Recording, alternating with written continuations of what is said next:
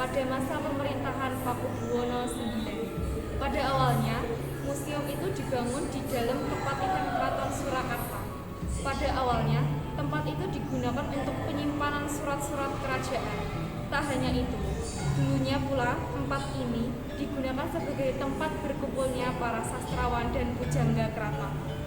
Seiring waktu, tempat itu kemudian digunakan untuk menyimpan benda-benda lain milik kerajaan.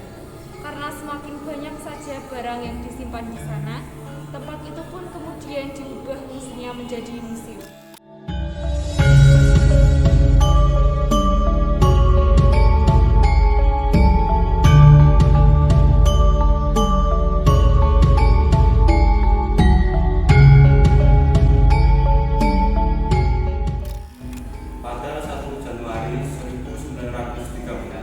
Lokasi museum itu dipindah ke Jalan Slamet Riyadi, Solo. Sebelum menjadi museum, bangunan baru itu merupakan kediaman seorang warga Belanda bernama Johannes Huyselaar yang juga dikenal dengan nama Loji Kadipolo.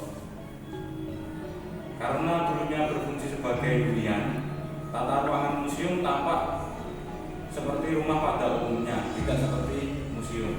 Di bangunan inilah museum bertambah luas dan dapat menyimpan koleksi dengan lebih baik.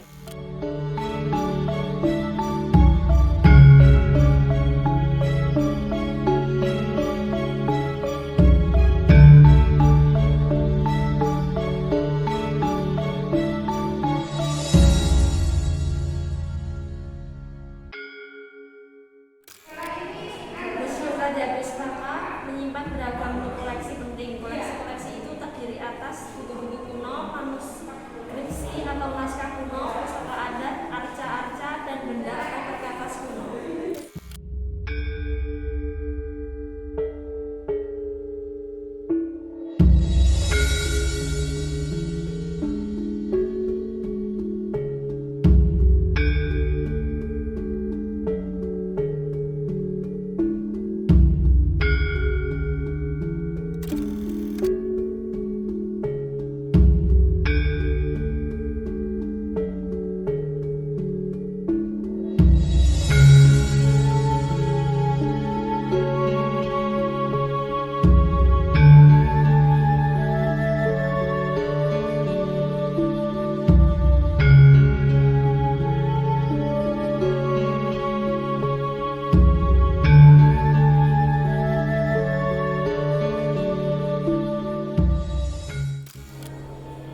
Ikon utama dari museum ini adalah patung Raden Ronggowarsito yang merupakan seorang pejuang Keraton Surakarta dari abad 19.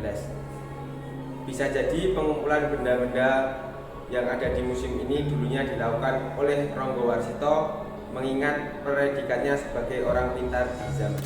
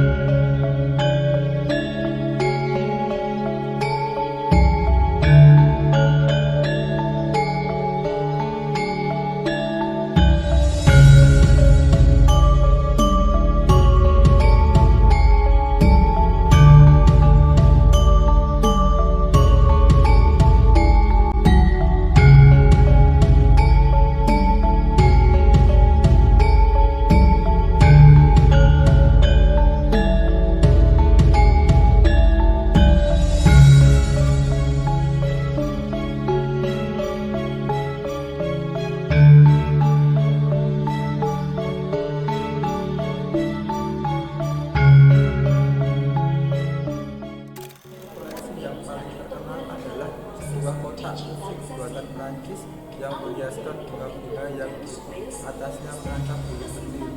Konon benda itu merupakan hadiah dari Raja Prancis Napoleon Bonaparte kepada Raja Pakubuwono keempat.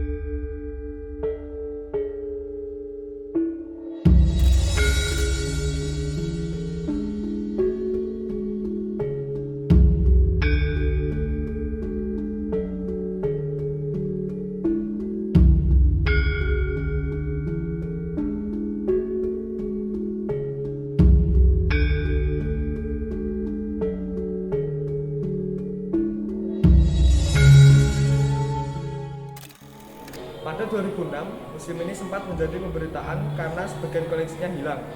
Koleksi asli yang hilang itu ternyata telah ditukar dengan replika. Beberapa koleksi yang hilang itu diantaranya arca batu yang dibuat pada abad ke-4 dan ke-9 Masehi yang dijual kepada pihak lain dengan harga puluhan hingga ratusan juta rupiah per buahnya. Setelah melalui proses pencarian panjang, sebagian dari koleksi yang hilang itu dapat ditemukan. Di akhir kasus itu, Kepala Museum Radia Pustaka ditetapkan sebagai tersangka.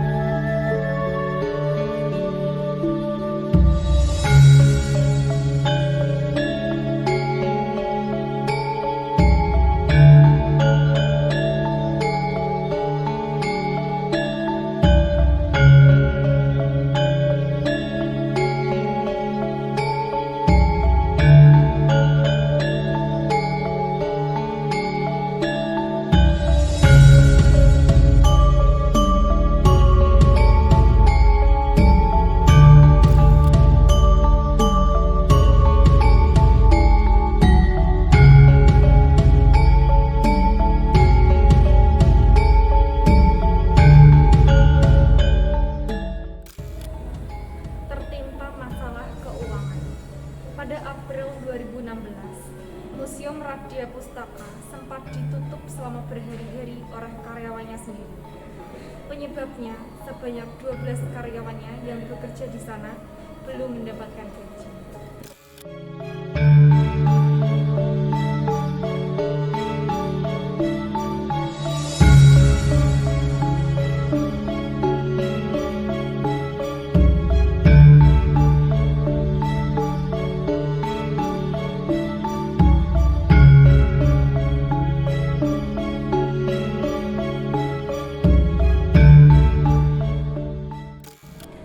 Anggota Komite Museum Radia Pustaka pada waktu itu, Wiono, mengatakan walaupun museum itu sebenarnya mendapatkan pemasukan dari hasil penjualan tiket, namun jumlah pemasukan dari sektor itu tidak mencukupi.